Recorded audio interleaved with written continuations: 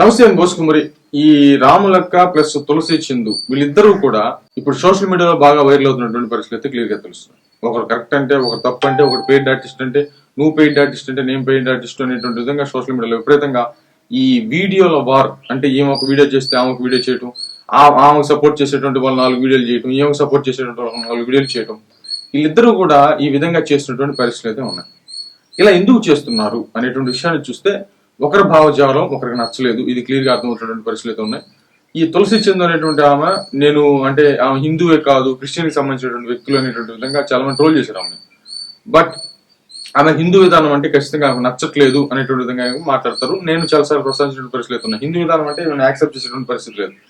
ఈమె కాంగ్రెస్ కి ఇచ్చినంత సపోర్ట్ బీజేపీ పార్టీకి ఇదు. బీజేపీ పార్టీ అంటే ఎందుకు కోపమో తెలియదు. బట్ చరిత్రలో ఏమైనా జరిగినాయో ఏంటో అనేటువంటి విషయాన్ని క్లారిటీ లేదు కానీ బట్ వాస్తవంగా అయితే ఆమె చూసేదాన్ని బట్టి ఏంటంటే బీజేపీ పార్టీకి పూర్తి వ్యతిరేకం, అందుకని హిందూ విధానాన్ని వ్యతిరేకించేటువంటి పరిస్థితులు ఉంటాయనేటువంటి విధంగా చాలా మంది ప్రస్తావిస్తుంటారు. ప్లస్ అది కూడా కాకుండా అంటే ఈమె వే ఆఫ్ స్టైల్ ఎలా ఉంటుంది అంటే అన్యాయానికి ఎక్కువగా అండగా నిలబడుతుంది. అంటే ఈమె అంటే ఒక రకంగా చెప్పాలంటే బాధితుల పక్షానో లేకపోతే ప్రాబ్లమ్స్ ఉన్నటువంటి వాళ్ళ పక్షాన్ని నిలబడలేదని కాదు, చాలా వరకు కూడా ఈమె రాను మారిపోయింది, తన విధానం మారిపోయింది. అంటే తనకు నచ్చినటువంటి వ్యక్తులకి దానికి సబ్స్క్రైబర్స్ వచ్చారు కాబట్టి ఆ సబ్స్క్రైబర్స్ ఉపయోగించి నేను ఎవరైనా బెదిరించవచ్చు, నేను ఒక వీడియో చేస్తే చాలా మంది చూస్తారు అనేటువంటి ఒక అహంకారపుకునేటువంటి విధానం వచ్చేసి ఎవరు ఏం చేసిన తప్పు తనకు సంబంధించి అంటే తనకు నచ్చినటువంటి వాళ్ళు ఏం చేసిన రైట్ అనేటువంటి విధంగా జర్నలిజాన్ని ముందుకు తీసుకెళ్తూ దాన్ని కొలాబ్ చేసేసింది అనేటువంటి విధంగా ప్రస్తావిస్తున్నారు. ఇక రాములమ్మ అనేటువంటి ఆమె అయితే మాత్రం చాలా యాంకరింగ్ చాలా మనకు తెలుసు, చాలా ప్రోగ్రామ్స్ చేసింది, రకరకాలుగా జర్నలిజంలో ఉంది. బట్ ఆ సొంత ఛానల్ పెట్టుకుని ముందుకు వెళ్తున్నటువంటి తరుణంలో ఆ భావజాలం కరెక్ట్ కాదు అనేటువంటి విధంగా ఈ రాములమ్మ అనేటువంటి కౌంటర్ ఇస్తూ ఉంటుంది. ఈ విషయానికి సంబంధించి జరుగుతోంది.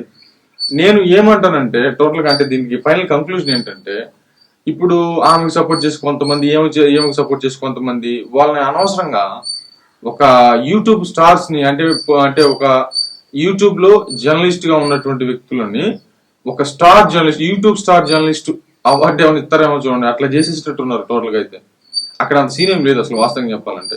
అసలు వాళ్ళిద్దరు ఏదో మాట్లాడుకుంటుంటే ఇంకా మిగతా వాళ్ళిద్దరు కొట్టుకునే ఉండి అసలు అంటే ఒక భావజాలం మధ్య జరుగుతున్నటువంటి వారు ఓకే డన్, దాన్ని మిగతా వాళ్ళు రాసి పూసుకొని ఎందుకు అనవసరంగా దాన్ని రాద్ధాంతం చేసేటువంటి ప్రయత్నం చేయటం అనవసరమైనటువంటి విషయం కదా. కాబట్టి ఒకటైతే క్లారిటీ గుర్తుపెట్టుకోండి, తులసి చందు అనేటువంటి ఆమెకు మాత్రం ఖచ్చితంగా సమాజంలో ఒక వాల్యూ ఉంది. ఆ వాల్యూని ఆమె తన చేతిలో తానే తీసుకున్నటువంటి పరిస్థితులు మనకి తెలుసు.